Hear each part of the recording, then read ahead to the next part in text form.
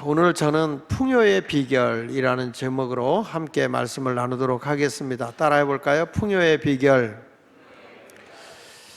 풍요가 뭘까? 풍요롭다고 하는 말이 뭘까? 이 스펄전 목사님은 이렇게 얘기를 했습니다.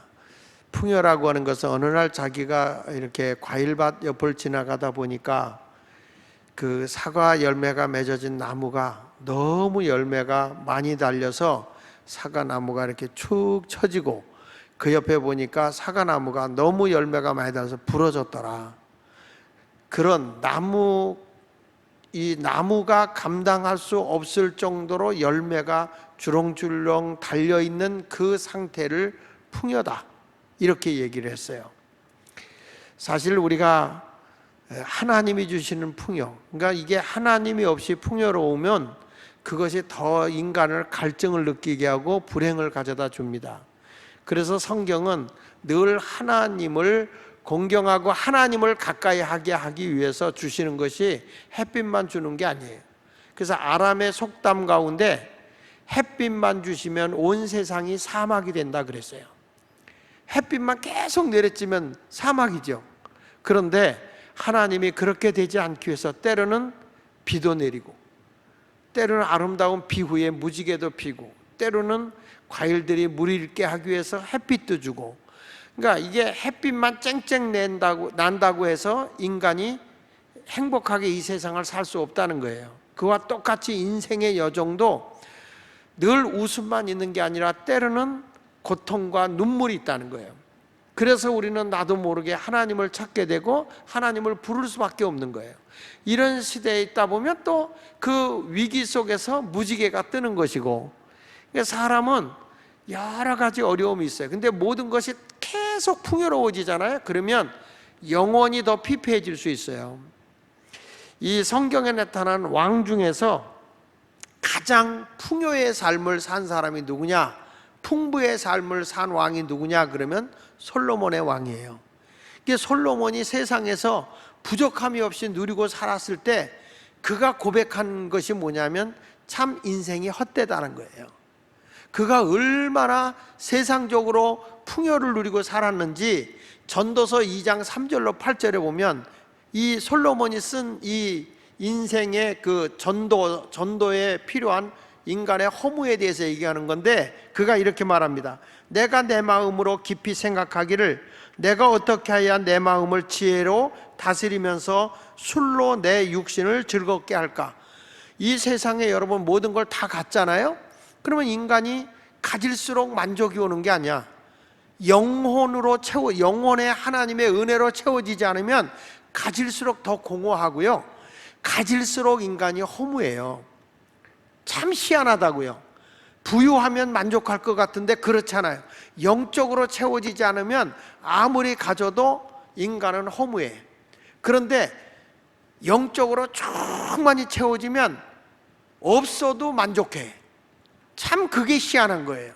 그래서 솔로몬이라는 사람이 모든 걸 다 갖고 보니까 이 사람이 영적인 갈증이 있는 거예요.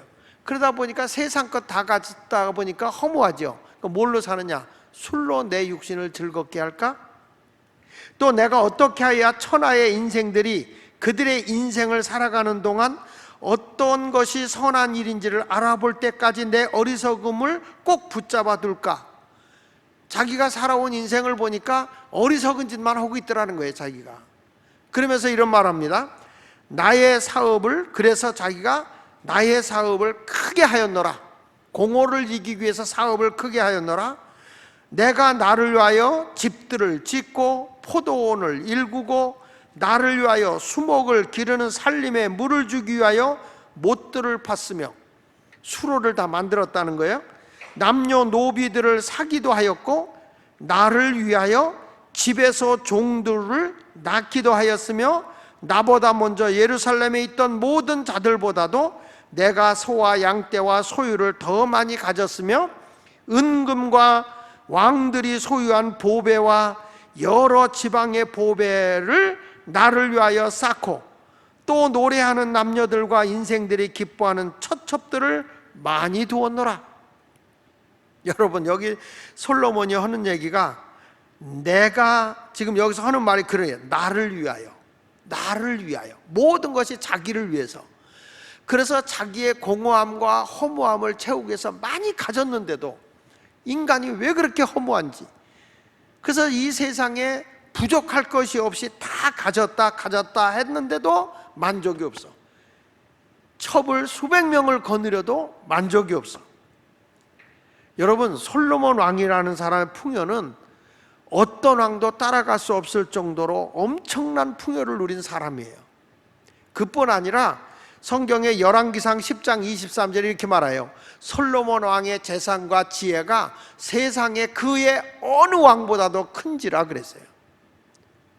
솔로몬이라는 사람은 상상할 수 없는 어마어마한 부유한 자야. 그리고 그는 나라를 통치하면서 엄청난 부를 누렸으니까 군사력, 국방력이 엄청났어요. 그래서 열왕기상 10장 26절에 보면 솔로몬이 병거와 마병을 모음에 병거가 1400대요 마병이 12000명이라 병거성에도 두고 예루살렘 왕에도 두었으며 왕이 예루살렘에서 은을 돌같이 흔하게 하고 백향목을 평지에 뽕나무같이 많게 하였더라. 솔로몬이라는 사람이 지금 얘기하는 걸 보면은 국방력도 강하고 은을 돌같이 알았고, 그는 아주 귀한 나무가 백향목 나무인데 그 백향목 나무를 얼마나 많이 그가 갖다가 집을 짓는지, 그는 뽕나무 갖다가 짓는 것 같은 이 들판에 그 야생뽕, 그런 나무를 흔한 나무를 구하는 것처럼 그렇게 흔하게 했다는 거예요. 그러니까 그 비싼 나무들을 다 수입을 해서 나무를 지면서 부족함이 없는 이런 삶을 살았다는 거예요. 그러니까 솔로몬은 성경을 통해서 보면 어느 왕도 누릴 수 없는 전무후무한 부를 만끽하며 살아왔던 사람이 솔로몬이에요. 그런데 솔로몬의 고백은 뭐냐면 만족함이 없었다는 거예요. 그렇게 많은 걸 가졌는데도 만족하지 않았다. 전도서 5장 10절에 보면 그렇게 고백을 해요. 은을 사랑하는 자는 뭐라고 그랬죠? 은으로 만족하지 못하고 풍요를 사랑하는 자는 소득으로 만족하지 아니하나니 이것도 헛되도다. 여러분 잘 들어보세요. 성경을 통해서 보면 내가 오늘 풍요에 대한 설교를 하는데, 여러분들이 모든 것 하나님 없이, 은혜 없이, 그거 없이 많은 걸 가지면 인간이 복 받은 걸까? 아니라는 거예요. 사람들이 어리석어서 그냥 하나님 은혜 다 팽개쳐버리고 주님과 밀접한 관계를 가지려고 하는 그게 없이 그저 돈만 쫓아가고 뭔가 사업만 일으키고 뭔가 내가 그냥 금은보화를 잔뜩 지니고 집에다가 돈 뭉치를 산대로 같이 쌓아놓고 어떤 사람처럼 냉장고 밑에다가 억대를 이렇게 붙여놨다가 죽었어. 그래서 그 중고를 그 집의 식구가 팔았는데 남이 사다가 정리하다 보니까 억대가 거기 있어. 그러니까 여러분, 내가 아무리 돈을 가지고 있으면 뭐 하겠어. 그러니까 인생이라는 것이요, 허무한 거예요. 허무한 거예요. 그러니까 여기서 보니까 솔로몬이라는 사람이 은으로 사람이 만족하지 못하고 풍요를 사랑하는 자는 소득으로도 만족하지 못한다. 그 다음에 이것도 헛되다면서 재산이 많아지면 뭐라고 써요? 먹는 자들도 많아지나니 그 소유주들은 눈으로 보는 것 외에 무엇이 유익하랴. 여러분 많이 가지고 있어요. 내가 쓰지 않고 눈으로 보는 것만 있는 거야. 그게 무슨 유익하냐 이거예요. 그래서 성경은요, 받는 것보다 누리는 게 복이요. 아멘이 현찮구만. 받는 것보다 누리는 게 복이요. 여러분 많이 받아놓고 내가 써보지도 못하고 죽으면 그게 무슨 소용이 있어. 그래서 성경은 그런 사람을 어리석은 자라고 그랬잖아요. 성경에 부유한 자가 창고에 가득 채워놓고 야 더 이상 쌓아놓을 데가 없다, 먹고 마시고 즐기자 할 때 주님이 뭐라고 했어요? 어리석은 자여, 오늘 밤에 내 생명을 취하면 그게 누구 것이 되겠느냐. 많이 받는 게 복이 아니라 누리는 게 복이요. 그래서 선한 일을 위해서 쓸 줄 알아야 돼. 저 가치 있는 것을 쓸 줄 알고 행복할 수 있어야 돼요. 그러니까 여기 보니까 결국에 많이 가져보니까 자꾸 일을 크게 키워야 되잖아요. 소득이 많아져야 되니까 사람도 많이 써야 되잖아요.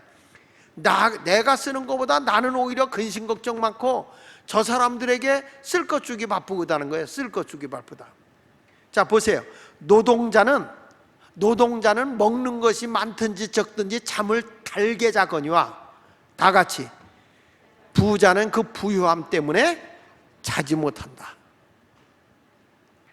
이 부를 지키기 위해서, 또 내가 이 많은 수입을 가져오기 위해서 사람을 써야 되고 인건비를 줘야 되고, 인간이 얼마나 그런 것이 어려워요. 오너는요 힘든 거예요. 항상 월이 되면 아이고 이것도 인건비가 얼마나 나갈지 못할지 이렇게 생각하는 거라고. 목사인 나도 늘 이렇게 사인 받으러 오게 되면, 지금 우리가 헌금이 얼마 들어왔는데 이게 이렇게 많이 나가서 되겠느냐, 오는 사람마다 사인 받으러 돈도 안 받고 관리부나 이런 데 가오면 나한테 늘 잔소리 듣잖아요. 왜 그래요? 아껴 써라, 아껴 써라. 그 얘기를 할 수밖에 없어요. 그게 오너적인 입장이에요. 그러더라고. 목사님 밑에 있을 때는 걱정이 없었는데 담임 목사해서 나가보니까 걱정이 많다고. 할 수 없어. 그거는 그게 다른 거예요. 자, 근데 성경은요 그렇다고 해서 여러분 보고 가난하게 살라는 적 없어요. 성경은 계속 가난을 자랑하지 않아요. 우리 하나님은 어떤 사람이 되느냐, 많은 부유한 자가 돼서 나누면서 살라 그래요. 여러분, 우리가 돈을 사랑하고 재물을 욕심내고 이런 게 중요한 게 아니라, 진정한 그리스도인이 욕심내야 될 것은 영적으로 내가 충만해야 되겠다는 욕심을 가져야 돼. 그리고 내가 하나님이 보실 때 도덕적으로, 윤리적으로 부족함이 없는 사람이 돼야 되겠다. 내가 돈 때문에, 부유한 것 때문에 윤리적으로나 영적으로 해를 입어서는 안 돼요. 세상의 것 차라리 없어도 영이 살고, 그리고 세상에 가도 아주 깨끗하고 성결되게 살아간다면 하나님이 기뻐하지 않겠습니까? 지금 세상이 코로나로 인해서 사람들이 마음이 각박하고 메마르고 인색한 사람이 됐는데, 이럴수록 우리는 뭐가 풍요로웠냐? 영이 살아나야 마음이 부유함이 생기는 거예요. 그러니까 뭐가 풍요로워야 되느냐? 여러분들이 이 게네사렛 호숫가에서 실패했던 사람, 빈배에 가득히 채워지는 풍요로움이 주어지거든요. 나는 오늘 이 누가복음 5장에 나와 있는 갈릴리 호숫가에서 베드로가 밤새도록 고기를 잡았다 못 잡았던 배에 예수님을 만나고 가득히 채워지는 풍요로움이 채워진 것처럼, 여러분들이 이번 추수감사를 지키면서 풍요로움이 채워지는 그런 추수감사가 됐으면 좋겠어요. 그러니까 풍요의 비결을 우리가 배워야 되겠죠? 할렐루야. 여러분, 이 베드로가 가지고 있던 이 배는 어떤 배였느냐면 실망과 낙심의 배였어요. 왜냐? 밤새도록 나가서 고기를 잡아도 한 마리도 잡지 못하고 빈배로 돌아왔거든요. 그 새벽녘에 배를 정리하고 있었어요. 자, 여러분, 이때만 해도 베드로가 나가서 고기를 잡을 때 굉장히 고기 잡는 숙련된 기술이 있었어요. 솜씨도 있었어요. 그런데 그렇게 자기가 경험도 많고 숙련도 되어 있는 기술도 있고 어디 가면 물고기도 잡힐 수 있을 것이라 하고 쫓아갔는데 그 물고기를 못 잡았다는 거죠. 이것은 뭘 우리에게 얘기하냐면, 인간이 아무리 노력하고 힘을 써도 빈배로 돌아올 때가 있다는 거예요. 그런데 이 빈배, 인간이 할 수 없어서 그냥 허탕치고 돌아온 이 배에서 베드로가 누굴 만나냐면 예수님을 만나게 되고, 그 예수님을 통해서 영이 살아나는 말씀을 듣게 되고, 그 말씀으로 영이 살아나면서부터 하나님이 그 빈배에 가득히 채워지는, 자기만 채워지는 게 아니라 동료의 배까지도 가득히 채워주는 풍요를 누리게 된 거예요. 이것이 바로 오늘 우리에게 주는 교훈이거든요. 여러분 모두도 오늘 풍요로운 삶을 살아가기 원하면 아멘 한번 합시다. 할렐루야. 정말 그런 것 같아요. 저도 목회를 하면서 보면, 처음에 교회 개척을 할 때 보면 성도들이 다 하나같이 인생 개척하러 온다고 그랬잖아요. 그러니까 뭐가 넉넉해서 오는 게 아니에요. 작은 교회 찾아올 때 보면 다 실패하고 어려움당하고 고통당하는 사람들이 찾아오는 거예요. 근데 거기 찾아와서 우리가 풍요를 누리려면 어떻게 해야 되느냐? 첫째가 전능자를 만남으로부터 시작돼야 돼.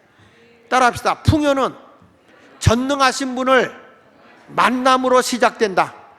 예. 그러니까 여러분 보세요. 내가 실패해서, 내가 지금 가난해. 그런데 아무리 사람을 쫓아가 보세요. 내가 실패하고 사람 쫓아가 보세요. 나 반겨줍니까? 아니에요. 여러분들이 어려움 만나고 힘든 일을 만났을 때 우리가 찾아가면 영접해 주실 분이 계세요. 그분이 바로 우리 예수님이세요. 그 전능하신 분을 찾아가야죠. 오늘 성경 말씀에도 보니까 그 빈 배에 누가 찾아오셨느냐? 예수님이 찾아오신 거예요. 누가복음 5장 1절로 2절에 무리가 몰려와서 하나님의 말씀을 들을새 예수는 게네사렛 호숫가에 서서 호숫가에 배 두 척 있는 것을 보시니 어부들은 배에서 나와서 그물을 씻었다. 자, 여기서 지금 어떤 문제가 생기냐면 사람들이 예수님을 통해서 많은 말씀을 들으려고 밀려왔어요. 근데 밀려 너무 많은 사람이 오니까 예수님이 해변가까지 온 거예요. 게네사렛 해변가까지 오셨는데 지금 예수님이 이렇게 가다가는 안 되겠어.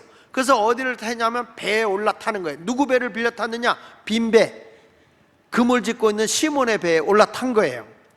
자, 여기서 베드로가 누굴 만나게 되느냐?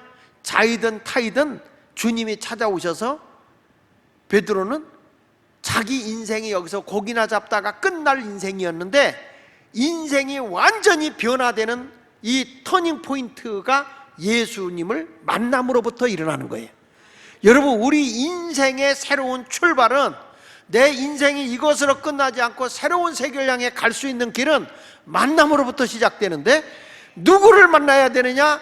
전능하신 우리 주님을 만나야 될 줄로 믿습니다. 얼마나 귀한 일이에요. 만남으로부터 풍요가 시작되는 거죠. 실패해서 늘 만나는 사람만 만났을 때는 어떤 일도 일어나지 않았어요. 그런데 전능하신 예수님이 찾아오신 거 아닙니까? 여러분, 그것이 인간의 성패를 좌우하는 거 아닙니까? 우리 한번 살펴보세요. 여러분이 예수님 만나기 이전의 삶과 예수님을 만나고 나서 내가 어떻게 변화됐는가? 우리가 예수를 만난 만남이 없었기 때문에 교회를 다녀도 예수님을 영적으로 진실로 만남이 없는 사람은 가져도 공허하고 없어도 공허해. 그런데 예수님 앞에 매달려 영이 살아서 움직이니까 하나님이 부족함이 없도록 채워주는 역사가 일어나는 거예요. 여러분, 가정생활, 이 세상을 살아가는 모든 것도 만남으로부터 이루어지는 거예요. 그래서 사람은 만남의 복이 있어야 된다 그랬잖아요. 만남의 복. 사람이 복이 있는데 무슨 복이냐? 잘 만나는 게 복이요. 잘 만나는 거. 여자는 누구 잘 만나야 된다? 남편 잘 만나야 된다. 남편은 아내 잘 만나야 된다. 학생은 스승을 잘 만나야 된다. 스승은 아무리 실력이 있어도 그 가르침을 따라올 수 있는 제자를 잘 만나야 된다. 백성은 나라님을 잘 만나야 되고, 나라님은 백성을 잘 만나야 되고, 성도는 목사를 잘 만나야 되고, 목사는 성도를 잘 만나야 되고, 그렇잖아요? 직장에 가면 상사를 잘 만나야 되고, 오너를 잘 만나야 되고, 우리는 여하튼 만남이 중요하다는 거예요. 만남. 그러면 이런 사람이 있어요. 목사님, 그러면 만남은 어떻게 이루어져요? 그러면 성경이 답을 주잖아요. 내가 대접받고 싶은 대로 대접하면 된다. 사람의 만남의 복은요, 내가 저 사람에게 대접받고 싶은 만큼, 내가 저 사람에게 인정받고 싶은 만큼 내가 베풀면 그 복이 내게로 온다. 성경은 그렇게 말하고 있는 거예요. 대접받고 싶은 만큼 대접하라는 거예요.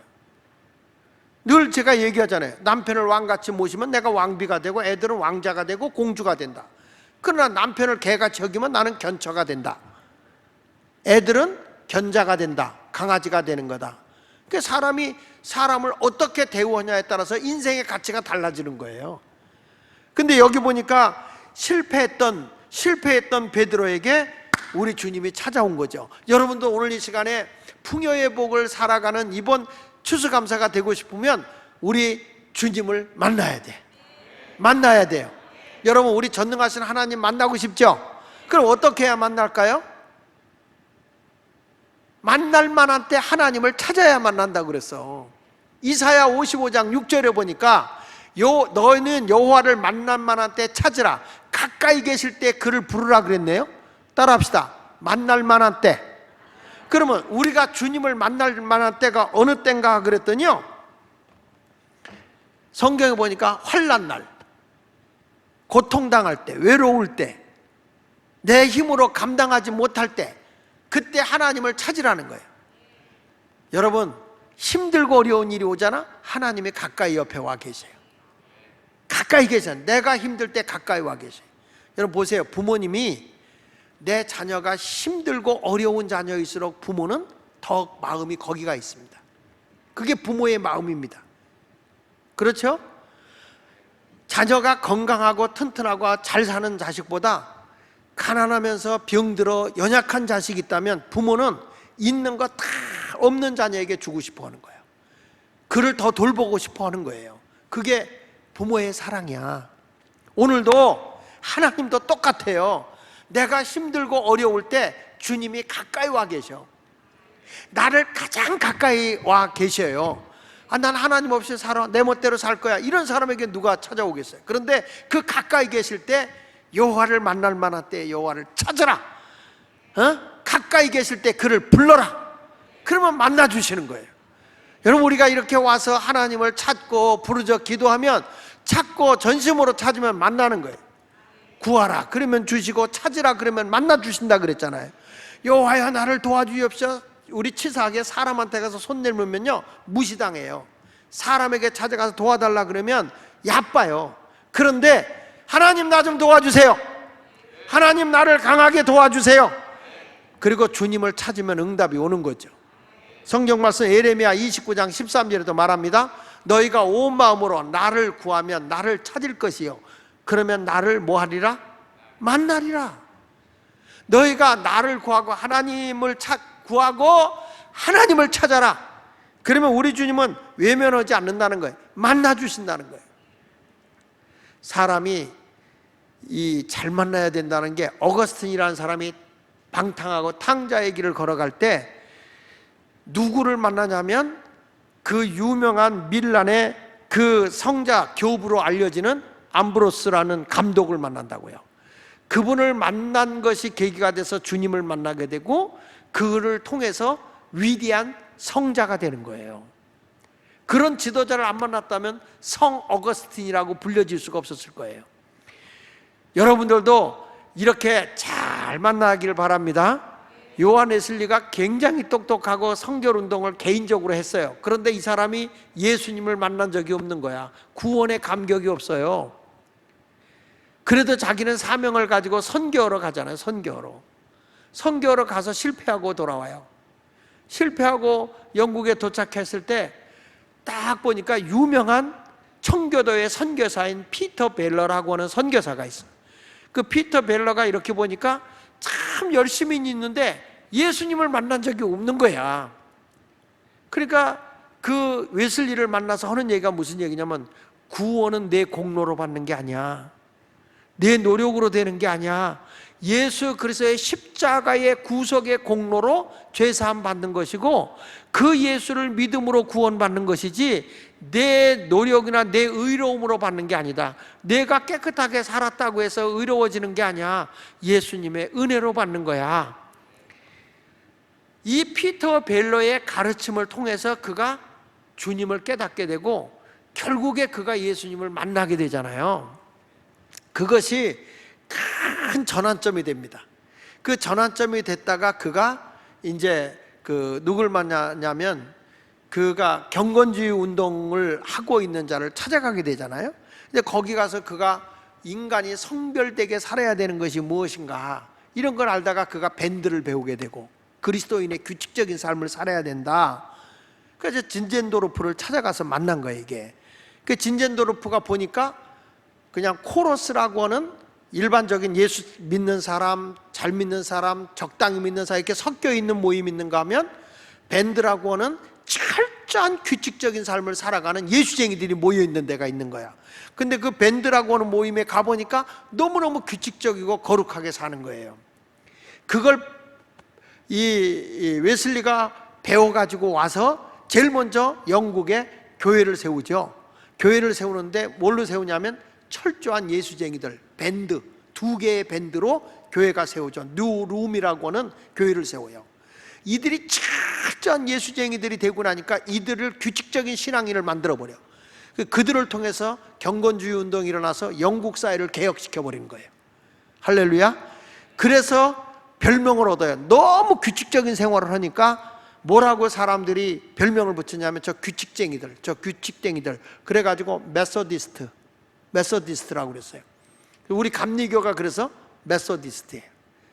별명입니다. 너무 철저하게 규칙적으로 사니까 저 규칙쟁이들 이렇게 얘기하는 거예요. 그러니까 여러분, 우리가 그 운동을 하고 있는 게 예수마을교회잖아. 근데 여기서 우리가 한 단계 더 이제 발전할 수 있는 게 오늘 책 나온 거 보니까 너무 아름답고 너무 좋아요. 근데 여러분들, 이것이 바로 앞으로 한국에 좋은 선물이 될 것이다. 우리도 이제 철저하게 이 교재를 가지고 다시 한번 새 출발하게 되겠지만 큰 변화가 일어나게 될 거예요.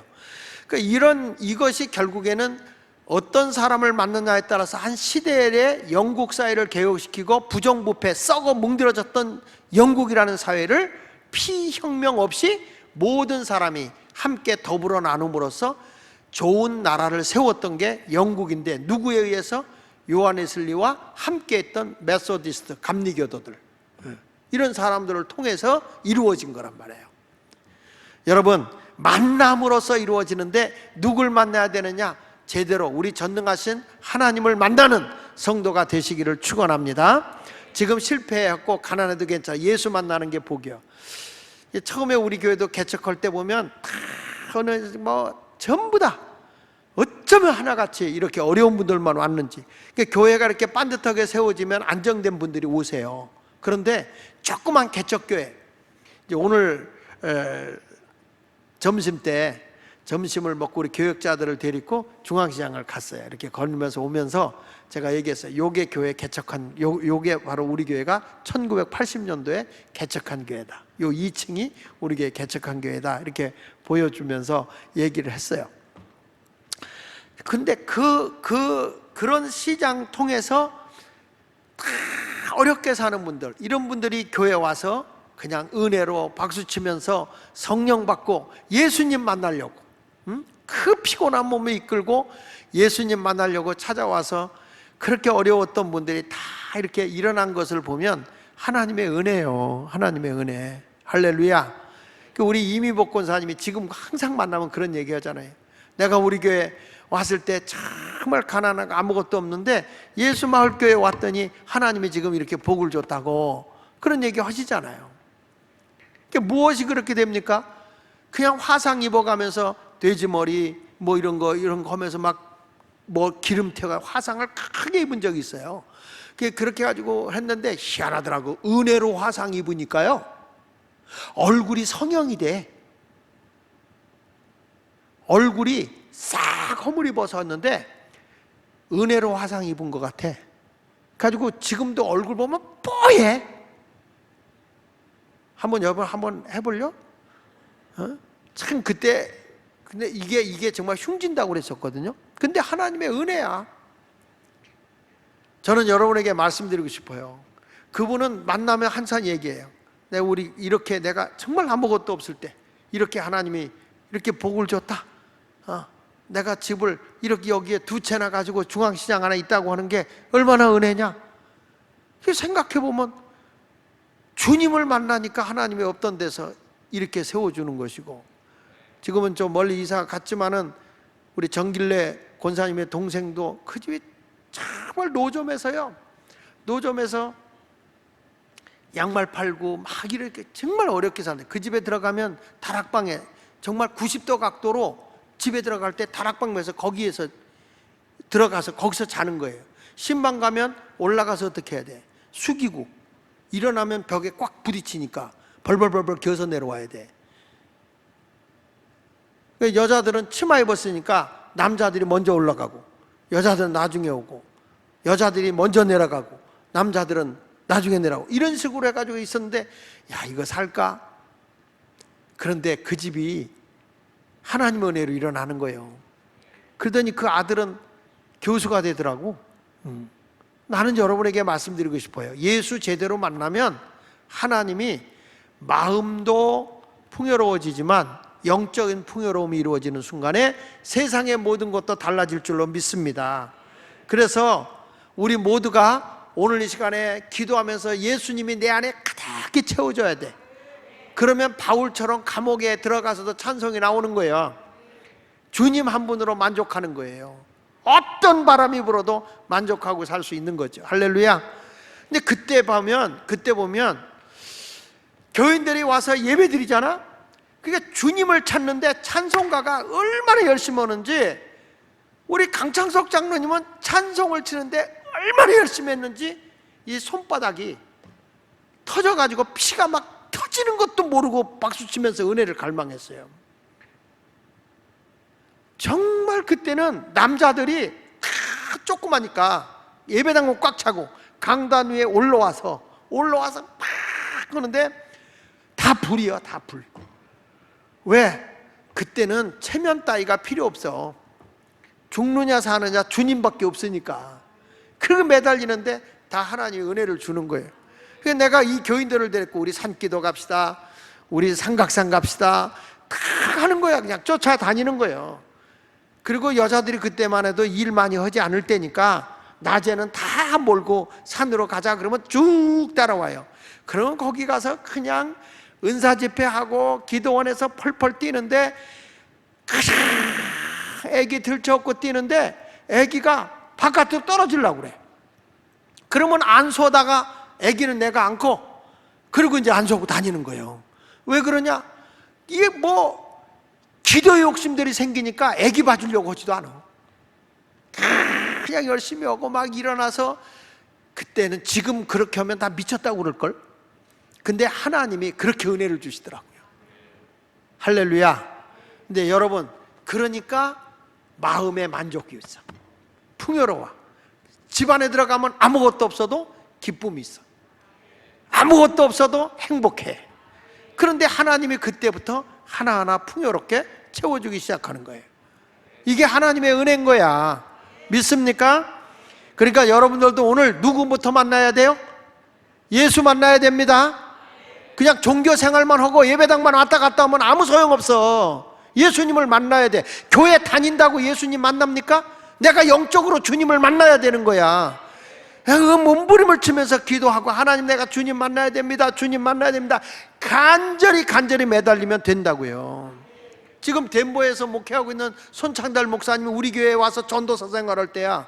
근데 이분이 전도사 길은 걸어가지만 예수님을 못 만난 거야. 하다가 힘드니까 교회를 나가버렸어. 사모 놔두고 나가서 뭐냐, 나 전도사 안 한다. 그리고 나가서 중국집에 가서 이런 거예요. 짜장면 배달한 거예요.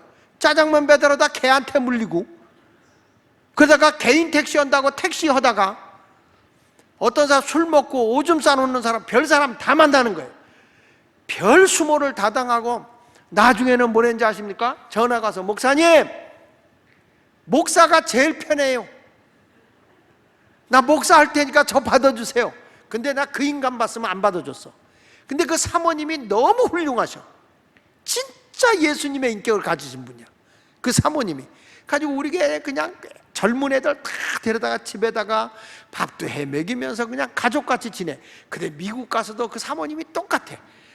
가족도 없고 아무도 없는 그 노인네를 자기 집 친정 어머니 모시듯이 그렇게 모시더니, 그분이 자기가 가지고 있는 재산을 사모님한테 줬어. 돌아가시면서. 그래가지고 그거 팔아서 교회를 사가지고 예배당을 거기서 하고 있어요. 그거 보면 그분이 여기 와서도 그런 거예요. 여기 이제 돌아와가지고 다시 와서 훈련하고 목사 안수 받고, 목사님 저 미국 보내주세요, 미국 보내주세요. 내가 거기 가서 공부해가지고 와서 목사님 밴드 목회 도와드릴게요. 분명히 내가 얘기했건 너 못 온다, 애들 커야 되니까 못 온다. 아닙니다, 다른 사람은 못 와도 나는 옵니다. 오긴 개뿔으로. 근데 거기서 목회를 열심히 해요. 거기서 우리 그때 신당 제일교회니까 그때는 거기는 덴버 제일교회. 목회를 얼마나 잘하는지. 그러니까 나 그걸 보면서, 야, 사람이라는 것이 아무리 교회 와서도 전도사 생활해도 예수님 못 만나면 세상으로 나가더라고. 근데 나중에 예수님을 제대로 만나니까 생명 걸고 주를 위해 살더라고. 지금도 거기에 가면 우리 손창달 목사님이 제일 뜨거워. 내가 거기 가서 덴버 가요. 굉장히 눈이 많이 옵니다. 고지대라 눈이 엄청 많이 와. 눈이 많이 왔을 때 일반적인 교회 같으면 눈이 오면 교회 안 하거든요. 근데 뭐라냐면, 야, 눈이 온다 싶으면 너는 교회 가서 자. 그리고 새벽기도 놓치지 마. 그거 하나 붙잡았어, 이분이. 주님 붙잡고 그렇게 했어요. 그러니까 목회를 곧잘 하죠. 우리 교회 여기서 훈련받고 간 목회자들이 열심히 하는 것 중에 하나도 뭐예요? 주님만 붙잡고 영적 풍요로우면 모든 게 다 해결돼요. 할렐루야. 여러분, 그렇습니다. 내가 어떤 일을 하더라도 예수님과 동행하고 예수님의 은혜로 하세요. 그래야 영적 싸움에서 다 이기는 거예요. 사람 다루기가 얼마나 힘들어요. 예수 이름으로 막 영적으로 저들을 그냥 축사하고 해야 되는 거지. 사탄의 영이 마귀에게 들어가면 마귀짓 하는 거예요. 저 마귀가 가룟 유다에게 들어가니까 제자라도 마귀짓 하는 거예요. 그러나 예수님의 은혜가 들어가면 주님과 같은 사람이 된다니까. 그 사람이 나쁜 게 아니라 영이 충만하지 않으면 그렇다는 거예요. 오늘도 간절히 기도해서 주님 만나기를 위해 기도하시기를 바랍니다.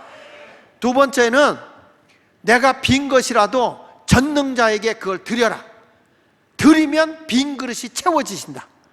할렐루야. 자, 보세요. 3절을 보겠습니다. 시작. 예수께서 한 배에 오르시니 그 배는 시몬의 배라. 육지에서 조금 떼기를 청하시고 앉으사 배에서 무리를 가르치셨다. 자, 밤새도록 고기를 잡고 들어왔는데 입에는 물고기가 한 마리도 없어요. 빈 배예요. 베드로가 실망하고 있는 배예요. 그런데 예수님이 뭐라냐, 이 배 좀 여기서 띄워라. 그리고 거기에 올라타셔서 예수님이 그 배를 빌리신 거예요. 그 배를 빌려서 뭘 하고 있느냐, 이 배에서 예수님이 복음을 전하고 있는 거예요. 그러니까 이 빈 배가 뭘 위해서 쓰여지고 있느냐, 복음을 위해서 쓰여지고 있는 거예요. 근데 제가 거기 성지순례 가서 얘기를 들어보면 이렇게 얘기하더라고요. 이 왜 예수님이 배에서 떠냐, 밀려서 뛴 것도 있지만은 이 바닷바람이 저쪽 해변가로 불어질 때 예수님이 배에서 타가지고 말씀을 전하면 그 말씀이, 그 당시는 지금같이 마이크가 있는 시대가 아니니까, 그러니까 그 소리가 이 바람을 타고 모든 사람에게 전해지는 거예요. 그래서 예수님이 그 자연을 이용해서 복음을 전하고 계신 거죠. 누구 배를 빌렸느냐? 베드로의 배를 빌려 타신 줄로 믿습니다. 여러분, 이것이 천국 사업을 위해서 드려진 거야. 이 배가 하나님 나라 사업을 위해서 드려진 것이니까 우리 주님이 보실 때 얼마나 이게 요긴한 배이겠어요. 이 예수님께서 그렇게 요긴하게 쓰시고 나서는 이 배가 빈 배인 걸 아시고, 야, 지금까지는 내가 없던 배, 니들끼리 했던 배는 쓸모없는 배, 아무것도 없는 공허의 배였지만 지금이라도 이제 내 말을 듣고 나가서 고기 잡아봐라.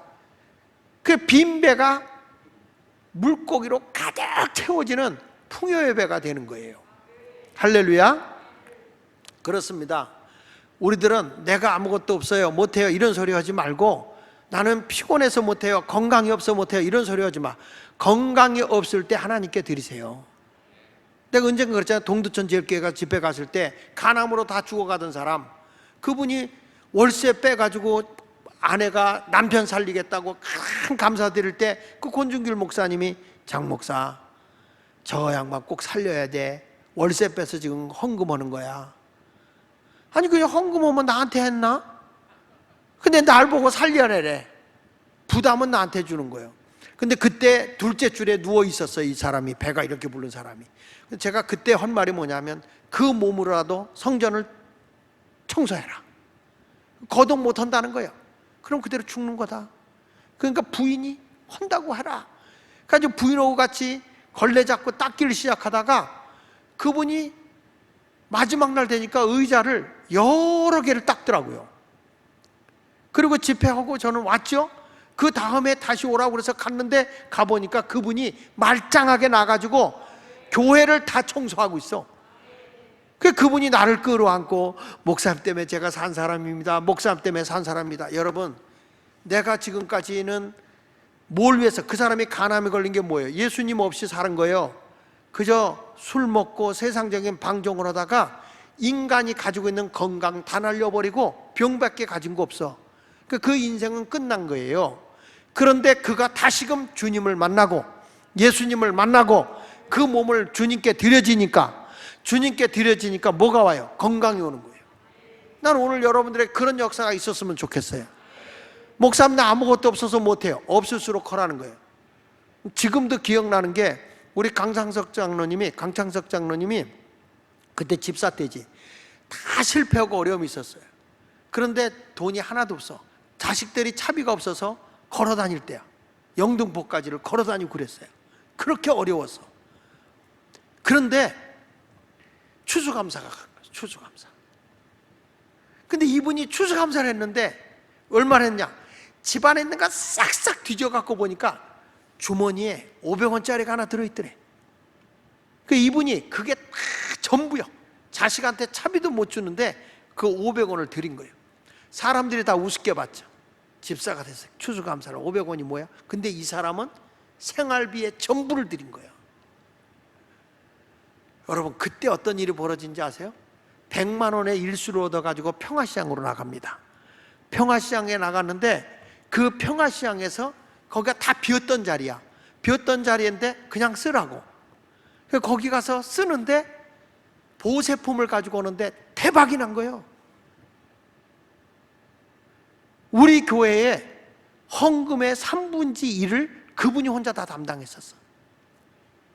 우리 교회가 세워질 때 그런 거예요. 왜 제가 이 말을 하는지 아십니까? 예수님 제대로 만나고요, 내가 아무것도 없는 것 같아도 주님에게 빈 그릇이라도 드려져야 돼. 드려지니까 하나님이 그 중심을 받으시는 거예요. 부인도 그랬다는 거예요. 제발 하지 말라고, 창피해 죽겠다고, 그걸 뭘 헌금이라고 하냐고. 그러니까 이 강장로님 좀 우직해요. 그 강장로님이 중심은 하나님이 받아. 중심은 하나님이 받아. 그리고 하나님께 그걸 드린 거예요. 여러분 없다고 하지 마시고 없는 대로 드리세요. 내 모습 이대로 주 받으옵소서. 주님은 그걸 원하시는 거야. 지팡이 하나 필요하면 지팡이 갖고 가는 거고, 다윗이 골리앗과 싸우러 갈 때 사울왕의 그 연장을 걸치고 간 거 아니야. 그거 더 거북해. 그저 하나님이 자기에게 준 달란트 물맷돌 하나 들고 나가서 이기는 거예요. 내가 우리 주님 붙잡고 내가 드려진 사람이 된다면 주님께서 다 여러분을 새롭게 쓰실 줄로 분명히 믿습니다. 솔직히 어떤 사람들은 그래, 교회 가서 헌금 많이 드리고 교회 가서 뭐 하는데 왜 그 교회가 이렇게 헌금만 강요하나? 그러나 우리 냉정하게 봅시다. 사람들이 술집에, 요정에, 오락장에, 골프장에 쓸데없는 게 쓰는 게 훨씬 많아. 예수 믿는 사람들이 하나님께 헌금 드리는 것보다 세상에 부패되고 더러운 것에 쓰는 물질이 더 많은 거 아닙니까?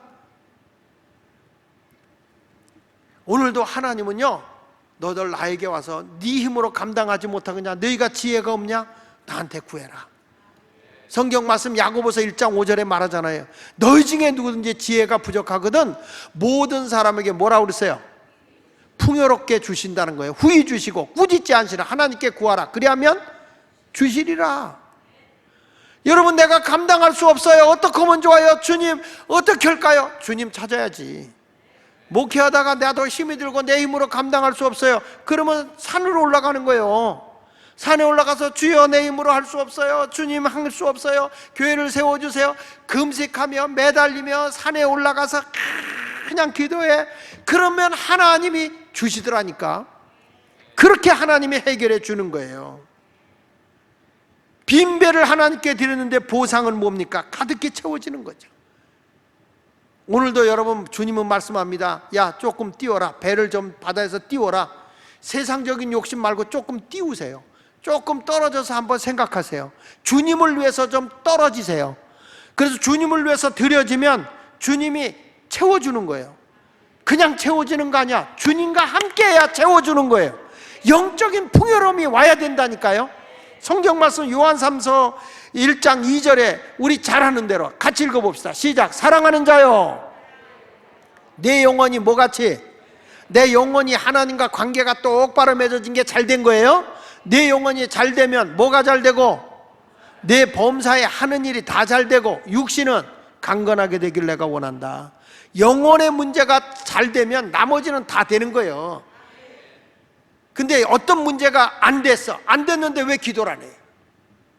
여러분, 문도 힘들고 어려운 일이 있는데 왜 주님과의 관계를 먼저 회복하지 못하냐고. 그러니까 점점 힘든 거예요. 점점 힘든 거예요. 왜 내가 이렇게 풍요롭지 못하고 어렵지? 어려울수록 하나님과의 관계가 제대로 되어지면 내 영혼이 잘 돼야 범사가 다 잘 되는 거 아니겠느냐. 강건함도 주어지는 거고, 그렇게 살라는 거예요. 그게 성경에서 우리에게 일러주는 겁니다. 성경 말씀 마가복음 10장 29절 30절에 예수님이 뭐라고 그래요? 예수께서 이제 내가 진실로 너에게 이르니 나와 복음을 위해서, 예수님과 복음 전하는 일을 위해서, 나와 예수님과 복음을 위해서 집이나 형제나 자매나 어머니나 아버지나 자식이나 전토를 벌인 자는, 예수님과 모든 걸 위해서 세상의 모든 것을 좀 비워봐라 이거요. 주님께 드려봐라 그 말이에요. 그런 자에게 현세에 있어. 그러면 이 다음에 죽어서 천국에서만 아니라 내가 주님을 위해서 이렇게 예수님과 복음을 위해서 드리면은 현세에 있어 집과 형제와 자매와 어머니와 자식과 전토를 몇 배나 받아? 몇 배나 받아? 100배나 받되 박해를 겸하여 받고 내세에는 영생을 받지 못할 자가 없다. 그렇게 살라고 그러면 저 예수에 미쳤어, 저거 예수에 미친 거야. 사람들이 조롱하고 별짓 다 한다는 거야. 그래도 여러분, 그런 사람은 하나님의 100배나 복을 주지만 뭐 같이 받아? 핍박을 같이 받는다는 거예요. 마치 옥합을 깨뜨려 드린 여인이 가룟 유다에게 핍박을 받은 것처럼. 그러나 그는 영생 있잖아요. 내가 주를 위해 사는 거 영생 있잖아요. 우리가 이렇게 와서 우리가 기도하고 하나님 앞에 전심으로 내 영이 깨어서 기도하잖아요. 그리고 내가 작은 것을 주님 앞에 온전히 드려질 때 우리 하나님은 천국 열쇠를 주실 줄로 믿습니다. 내가 풍요롭게 살기를 원하는데 아무것도 안 해놓고 하나님 해결해 주세요, 해결해 주세요. 안 돼. 그거는 최고로 하나님께 내가 드리려고 노력해 하나님이 채우는 거죠. 그래서 마지막에 뭐냐? 말씀에 의지해서 가자. 할렐루야. 따라서 말씀대로 행동하자. 그럼 뭘 얻는다? 풍요를 얻는다는 거예요. 자, 말씀을 마치시고 보세요. 거기 성경 말씀 누가복음 5장 4절에 예수님이 배에서 복음을 다 전하고, 그걸 누구도 들었어요? 그 배 안에 있던 베드로도 들은 거지. 시몬도 들은 거죠. 말씀을 마치시고 시몬에게 이르시되, 야, 여러분, 이 은혜의 자리에 간다는 게 얼마나 귀한 일입니까? 저도 한 번은 저희 이제 교회를 여기 와서 이제 개척하고 얼마 안 됐는데 하나님의 은혜로 우리 교회가 부흥되니까 장광영 목사님이, 야, 우리 교회 부흥하는데 새벽에 와서 설교해라. 그 새벽에 와서 설교를 한 거예요. 새벽에 가서 설교를 했는데 설교 끝나고 나서 난 잘한다고 이제 열심히 했는데 사무실로 내려와. 내려오더니 우리 장광영 목사님이 굉장히 욕을 잘해요. 그렇죠? 욕을 잘해. 금오절께서 오셔서 잘하라, 우리 황 권사님이. 근데 욕을 진짜 잘해요. 조카인 나한테 그냥 무슨 목사가 세상 것, 옛사람의 것을 벗어버리지를 못했더라고. 그냥 욕을 하는데 쌍놈의 새끼, 개놈의 새끼, 소놈의 새끼 하면서 그걸 설교라고 허구 자빠졌냐, 정신 똑바로 차려라. 그러면서 한국에 이렇게 막 설교 잘하는 분들을 얘기하는 거예요. 그걸 귀담아 듣고서는 그 뒤부터는 부흥 강사들이니까 다 그저 부흥하는 데마다 쫓아가고, 기도원에서 집회하면 기도원 쫓아가고, 그러면 저희 작은아버지 백으로 북제비가 되는 거예요. 강단에 올라가서 무릎 꿇고 북제비면서 그분들의 설교를 듣는데 다 외웁니다. 왜냐? 요즘처럼 TV가 있는 시대가 아니니까 똑같은 설교합니다. 여기에서 한 거, 저기 가서 한 거, 야, 3번만 가면 다 외우겠어. 예화까지. 그런데 그 설교를 하는데 그 잘하는 것만 하는 거야. 왜냐? 그분들은 처음 듣는 거잖아. 하는 사람은 몇 번이지만 그분들은 처음 듣는 거예요. 근데 그걸 제일 잘하는 사람이 누구냐면 장경록 목사야. 장경록 목사는요, TV 설교도 똑같은 설교해. 그래서 어떤 분이 항의가 온대. 왜 재방송하냐고. 근데 재방송같이 설교를 하는데 교인들이 은혜 받는 거예요. 그게 잘하는 거예요. 이미자가 동백아 가시 똑같이 불러도 은혜 되잖아.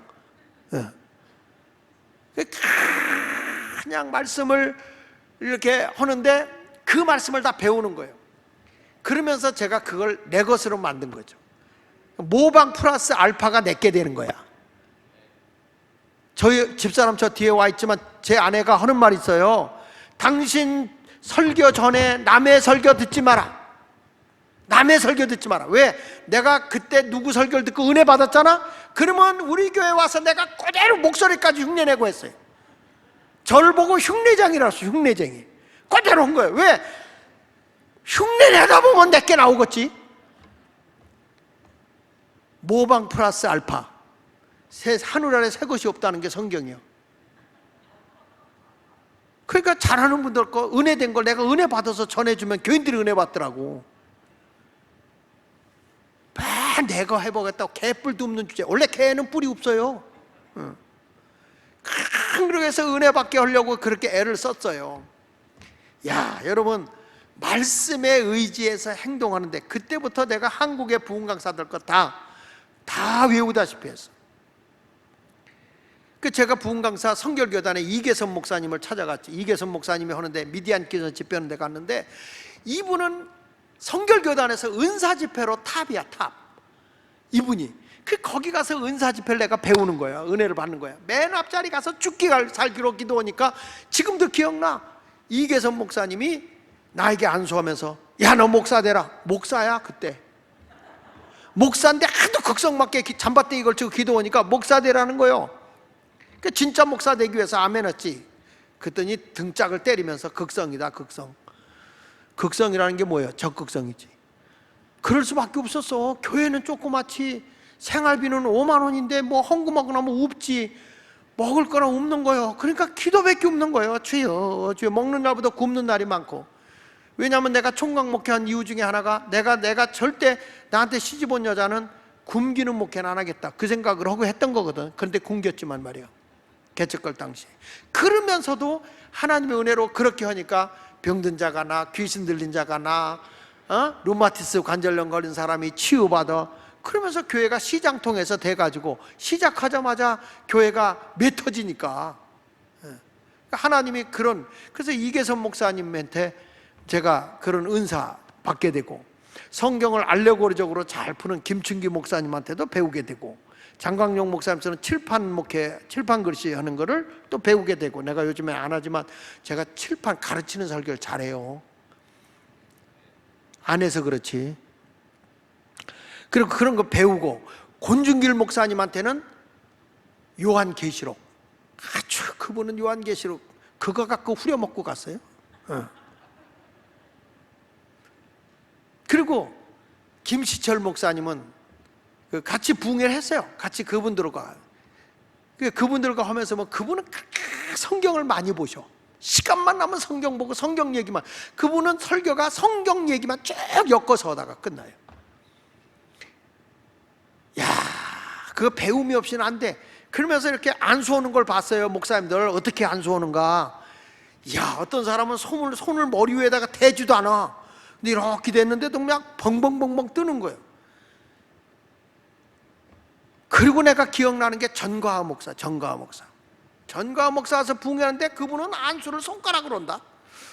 손가락 딱 갖다 대고 이마다 대고 찢었어. 진짜 찢어. 응. 근데 교인들이 빵빵 나가 떨어져. 근데 그렇게 또 그런 분들도 있어요. 그러니까 여러분, 우리가 배울 건 배워야 되는 거야. 복음으로 제대로 배우면, 그래서 성경을 통으로 쭉 배워 갖고 가면 하나님의 역사가 일어나는 거죠. 자, 여기서 보니까 시몬 베드로도 말씀을 들은 거예요, 옆에서. 할렐루야. 그러니까 나도 그분들 옆에서 북치면서 막 하다가, 그때는 통성기도 시키면요, 이런 키보드 같은 게 없으니까 북으로 당당당당당당당 이렇게 쳐. 팔 떨어지면 또 이쪽으로 당당당당당 쳐. 그러다가 이게 오래 치면요, 통성기도 끝날 때까지 쳐야 되거든요. 이게 힘이 약해서 천천히 치잖아. 그럼 부흥 강사들이 와서 발로다가 내 옆을 걷어 찬다. 똑바로 하라고. 내가 이래봐도 안수를 발로 받은 사람이요. 그러니까 그건 안수도 아니야. 안족이요, 안족. 그러면서 그냥 은혜를 받고, 그러면 내가 그렇게 수고하면 우리 작은아버지 정도 되면 조카를 데려가서 밥 먹을 때 같이 밥 먹으라 그래야 될 거 아니야. 없어. 인정머리란 요만큼도 없어. 그러니까 그냥 뭐 돈도 없고 아무것도 없으니까 생금식 하는 거지 뭐. 물 먹고 기도하고 물 먹고 기도하고. 와서 그래요. 또 밥 먹었냐? 그렇게 물어요. 그러면 네 금식이에요. 그러면 잘해봐. 그래. 그럴 때 내가 여기 개척하러 왔는데도 이런 한 푼을 안 줘. 신당동에 금오제일 교인들이 있거든. 그 교인들 우리 달래니까 없대. 신당동에 아무도 없대. 있었어. 그러니까 그때에 제가 깨달은 게 있어요. 그때 만약에 우리 숙부님이 저를 물질적으로 도와줬다면 작은아버지 의지했을 거야. 주님을 의지하지 않고. 그러니까 강단에 엎드려서 맨날 엎드려 기도하는 거지. 주여 하고 역사해달라고. 그래서 능력이 나타난 거예요. 그래서 기도밖에 없더라고요. 사람 의지하지 않으니까 주님 붙잡으니까. 그래서 이제까지 온 거지. 믿어지면 아멘 하시고 우리 모두도 주의 말씀 붙잡읍시다. 주의 말씀 붙잡읍시다. 말씀을 따라 이렇게 베드로가 가는 거예요. 자, 말씀을 마치고 시몬에게 이르시되 깊은 데로 가서 그물을 내려 고기를 잡으라. 밤새도록 잡았는데 말씀을 붙잡고 나가라는 거예요. 여러분, 그냥 내가 나갈 때는 아무 역사가 안 일어나. 근데 말씀을 붙잡고 나가니까 역사가 일어나는 거야. 깊은 데로 가서 그물 내려 고기를 잡으라. 대답하여 시몬이 대답하여 이르시되 선생님, 우리들이 밤이 새도록 수고를 하였으되 잡은 것이 없지만은 내가 노력했을 때 주님 없이 말씀 없이 했을 때는 잡은 것이 없지만은 말씀에 의지하여, 할렐루야, 무엇에 의지하여? 말씀에 의지하여 내가 그물을 내리리다 하고 그렇게 하니 말씀대로 하니 고기를 잡은 것이 심히 많아. 어떻게 됐어요? 그물이 찢어졌다. 자, 예수님을 만나는 것은 풍요의 시작입니다. 또 드리고 육지를 떠나는 그 모습은 하나의 과정입니다. 그러나 말씀을 따라 순종하는 것은 축복의 결과를 가져옵니다. 풍요의 결과를 가져오는 거예요. 그러니까 원인, 과정도 중요하겠지만 말씀을 따라 순종해야 결과를 얻는 거예요. 오늘도 내가 이 자리에 왔다 중요한 게 아니라 말씀을 의지하고 내가 주님의 뜻대로 살겠습니다, 이런 결단이 있어야 되는 거예요. 행동이 따라와야 하나님의 풍요로움이 주어지게 될 줄로 분명히 믿습니다. 할렐루야.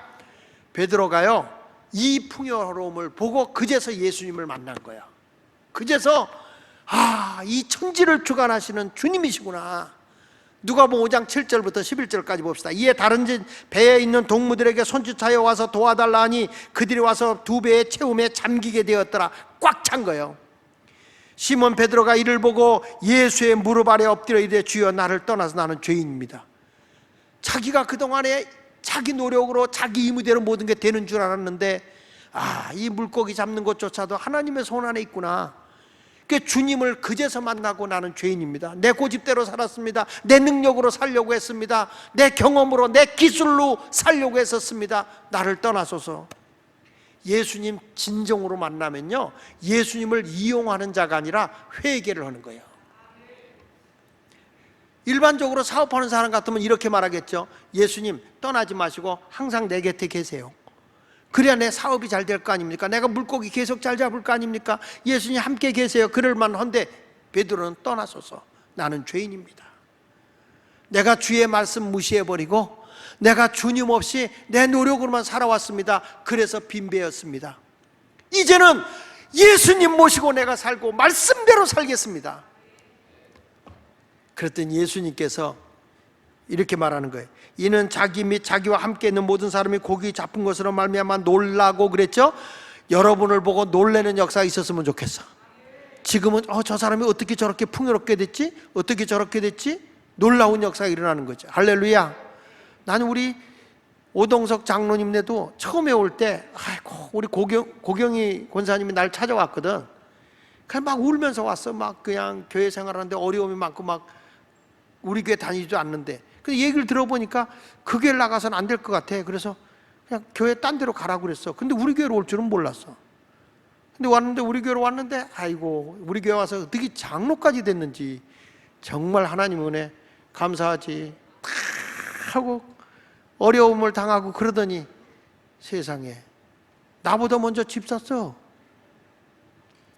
집이 저렇게 여러 채 샀더라고. 그걸 보면서 야 하나님이 영적으로 살아나면 하나님 복을 주는데 오늘 오장로님 왜 안 보이냐? 어디 갔어? 뒤에 있어? 뒤에 있구나. 예. 그렇게 하나님의 은혜로 아무것도 없어도 주의 말씀 붙잡으면 주님이 채우는 거예요. 한 사람 한 사람 이렇게 보면 풍요로움을 주님이 주시는 거예요. 그러니까 목사의 사명은 그거야. 목사의 사명은 다른 거 없어. 성도들이 은혜로 풍요로워져야 돼. 은혜로 예수님 좀 만나서 내가 영적으로 풍요로워야 모든 것이 넉넉하게 채워지는 거고, 다른 사람들이 보고 놀라는 거야. 아구 깜짝이야, 아구 놀래라. 할렐루야. 뭐 우리 심장로님네도 다 부도나고 다 망해서 이제는 뭐 나 다 자살해 죽어야 된다 하는데 아내가 여보 지금까지 당신이 먹여 살렸으니까 이제 내가 책임질 테니까 당신 살아. 그러더니 하나님의 은혜로 참 집 사고 사는 거 보면 신통망통해. 하나님의 은혜로 복을 받는 걸 보면 참 은혜롭지. 그 다 제 자신이 느끼는 거예요. 영이 살면 된다. 그런데 조심해야 될 게 있어요. 조금 있다고 주님 앞에 까불지 마라. 더 겸손하며 주님 앞에 영적인 풍요로움이 이루어지면 주님이 더 많은 것을 채워줄 줄 믿습니다. 여러분들도 다른 사람 놀래게 합시다. 여기 보세요. 그 다음에 세베대 10절에 세베대의 아들로서 시몬의 동업자인 야고보와 요한도 놀랐다. 다 놀란 거예요. 예수께서 시몬에게 이르시되 무서워하지 말라. 이제후로는 내가 사람을 취하리라. 하나님이 너 이제 내가 지도자로 세울 거야. 그 얘기야. 예수님 제대로 만나면 영적인 지도자가 되는 거예요. 나만 홀로 사는 게 아니라 주님 나라 위에 일하는 일꾼이 된다 그 말이야. 그들이 배들을 육지에 대고 모든 것을 버려두고 예수를 따르니라. 예수님 안에 모든 게 있는 걸 아니까 다 세상 건 내놓고 예수님만 붙잡고 가는 거예요. 망할 것 같죠? 안 망해. 예수님만 붙잡고 가면, 예수님만 따라가면 모든 것을 채워주실 줄로 믿습니다. 여러분, 이번 추수감사주일은 우리 모두가 이런 마음을 가졌으면 좋겠어요. 하나님께서 여러분들이 지금 빈배라고 할지라도 주님이 찾아오셔서 너 그것 좀 나한테 한번 드려봐. 그러면 그걸 드려. 그리고 하나님의 말씀대로 순종하세요. 주님이 채워주실 줄 믿습니다. 그래서 이 추수감사는 모든 사람이 즐겁게 드리는 거야. 아멘. 신명기 16장 13절 14절 같이 읽어볼게요. 자, 너희 타작마당과 포도주 틀에 소출을 거둬 드린 후에 이레 동안 초막절을 지킬 것이요. 14절 시작. 절기를 지킬 때는 너와 네 자녀와 노비와 네 성중에 거주하는 레인과 각각 고아와 과부가 함께 뭐 해라? 모든 사람이, 가난한 사람부터 모든 사람이 함께 즐거워하는 거다. 그래서 우리가 사과 하나, 배 하나, 감 하나를 가지고도 우리가 어려운 사람을 즐겁게 해줄 수 있어야 돼. 그래서 이 추수감사는 모든 사람이 함께 즐거워하는 날. 이날은 즐거운 날. 우리 교회 잔치도 있잖아요. 그 즐거운 날이 됐으면 좋겠어요. 할렐루야. 제가 보니까 그날은 우리 장로님들이 얼마나 손이 큰지 오시는 분들에게 선물도 후하게 하는 것 같아. 오늘 선물을 가방에다 넣어야 된다고 하니까 여러분 우리 교인들 좀 뭐 11시까지 와서 이게 포장하고 싸는 것에 동원해야 되고 2시부터는 또 청소도 있다고 하니까 시간들 내서 오늘 좀 정리해 주시기 바랍니다. 즐거운 추수감사절 되도록 합시다. 그 다음에 뭐라고 그랬냐면 하나님께 주신 복을 따라서 최선을 다하라 그랬어요. 16절 17절 볼까요? 신명기 16장에 너희 가운데 모든 남자 1년에 3번과 무교절과 칠칠절과 초막절, 이 초막절이 이제 수장절이라고 하는 추수감사제요. 하나님의 택하신 곳에서, 하나님의 교회에서 여호와를 배웠고 누구를 뵈라고요? 여호와를 뵈야 돼. 우리가 하나님을 만나야 돼요. 그리고 빈손으로 여호와를 배워라. 절대 빈손으로 보이지 마라. 하나님 앞에 올 때는 추수감사 이런 절기는 빈손으로 오는 게 아니에요. 그리고 뭐라고 그러냐면 각 사람이 대표로 하는 게 아니야. 각 사람이 내 하나님 여호와께 주신 복을 따라 뭐라고 그랬어요? 빚내서 하라고 그러진 않았어. 내 힘을 다해서 해라. 힘대로 하라. 이렇게 주님이 말씀한 거예요. 여러분, 오늘 말씀의 결론을 내겠습니다. 그리스도인은 풍요로워야 돼요. 풍요롭기 위해서는 주님을 만나야 되고, 그리고 주님께 빈 것이라도 드릴 줄 알아야 되고, 그리고 말씀을 따라 생활하면 우리 하나님이 풍요로움을 주신다. 그걸 기억하고 우리 모두 주의 말씀대로 승리하며 살아가고, 이번 추수감사는 정말 감사가 있는 풍요의 복을 받는 시점이 되기를 예수 이름으로 축원합니다. 축원합니다. 축원합니다.